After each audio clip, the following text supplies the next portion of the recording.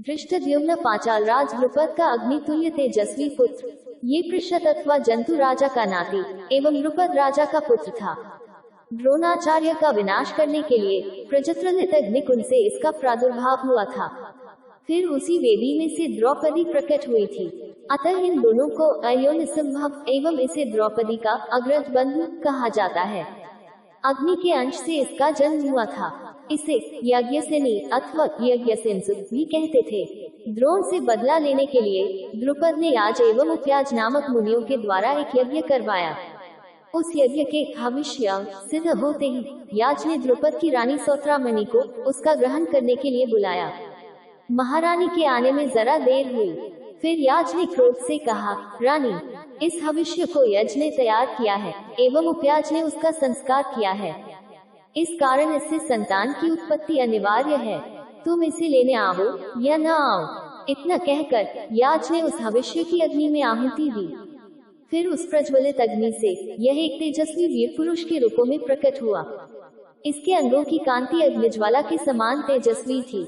इसके मस्तक पर किरीट, अंगों में उत्तम कवच एवं हाथों में खड्ग, बाण एवं धनुष थे। अग्नि से बाहर आते ही ये गर्जना करता हुआ एक रथ पर जा चढ़ा, मानो कहीं युद्ध के लिए जा रहा हो। उसी समय आकाशवाणी हुई, ये कुमार पांचालों का दुख दूर करेगा। द्रोणवध के लिए इसका अवतार हुआ है। यह आकाशवाणी सुनकर उपस्थित पांचालों को बड़ी प्रसन्नता हुई। वे साधु साधु कहकर इसे शाबाशी देने लगे। द्रौपदी स्वयंवर के समय मत्स्यवेद के प्रण की घोषणा द्रुपद ने धृष्टद्युम्न के द्वारा ही करवाई थी। स्वयंवर के लिए पांडव ब्राह्मणों के वेश में आए थे। अर्जुन द्वारा द्रौपदी जीती जाने पर एक ब्राह्मण ने क्षत्रिय कन्या को जीत लिया। ये बात सारे राजमंडल में फैल गई। सारा क्षत्रिय राजमंडल क्रुद्ध हो गया। बात युद्ध तक आ गई। फिर इसने गुप्त रूप से पांडवों के व्यवहार का निरीक्षण किया एवं सारे राजाओं को विश्वास दिलाया, ब्राह्मण रूपधारी व्यक्ति और पांडव राजपुत्र है। धृष्टद्युम्न अत्यंत पराक्रमी था। इसे द्रोणाचार्य ने धनुर्विद्या सिखाए। महाभारत युद्ध में ये पांडव पक्ष में था। प्रथम ये पांडवों की सेना में एक अतिरथी था। इसकी युद्धचपलता देखकर युधिष्ठिर ने इसे कृष्ण की सलाह से सेनापति बना दिया। युद्ध में धृष्टद्युम्न ने बड़े ही कौशल्य से अपना उत्तरदायित्व संभाला था। जब कौरव सेना का सेनापति द्रोणाचार्य था, तब भीम ने अश्वत्थामा नामक हाथी को मारकर किंवदंती फैला दी कि अश्वत्थामा मृत हो गया। तब पुत्रवध की वार्ता सत्य मानकर उद्विग्न मन से द्रोणाचार्य ने शस्त्र संन्यास किया। तब अच्छा अवसर पाकर धृष्टद्युम्न ने द्रोणाचार्य का शिरच्छेद किया। धृष्टद्युम्न ने द्रोणाचार्य का वध कर दिया।